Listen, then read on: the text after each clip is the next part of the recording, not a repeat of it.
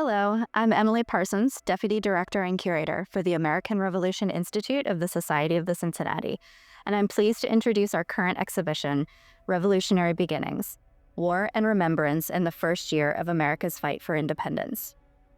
It is one of the Institute's programs marking the 250th anniversary of our revolution and the achievement of American independence. Through more than 40 objects, Revolutionary Beginnings reveals the extent of the rebellion across the American colonies in its first year through a look at three critical early battles: at Bunker Hill in Massachusetts, at Quebec in Canada, and at Sullivan's Island in South Carolina. The exhibition also examines how these three battles have been remembered and commemorated, both in the immediate aftermath as well as generations later.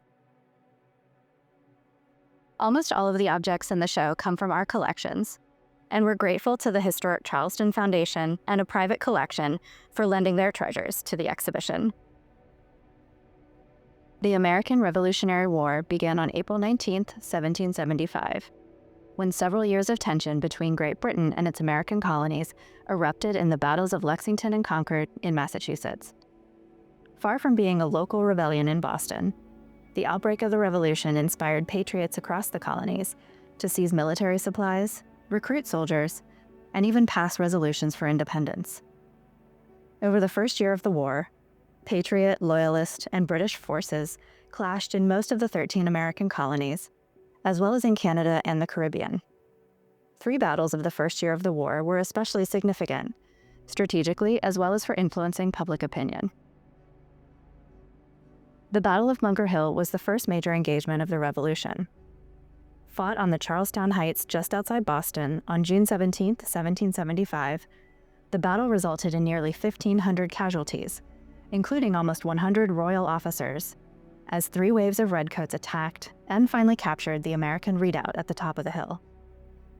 The British victory came at a devastating cost and failed to end the Siege of Boston. It also bolstered colonist belief in the capabilities of Patriot troops against the well-trained regulars, and it inspired enlistments in the newly created Continental Army. 10 days later, Congress authorized an invasion of Canada to take control of the region from the British.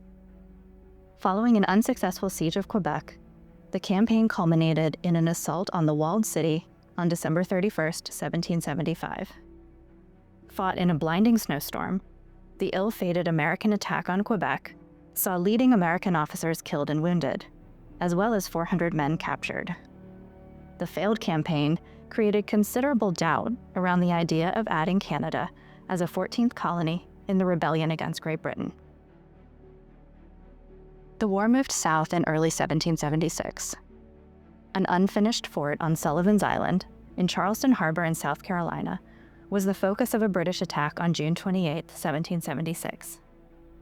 Despite having fewer men and gunpowder, the Patriot troops weathered a 10-hour bombardment by Royal Navy ships offshore.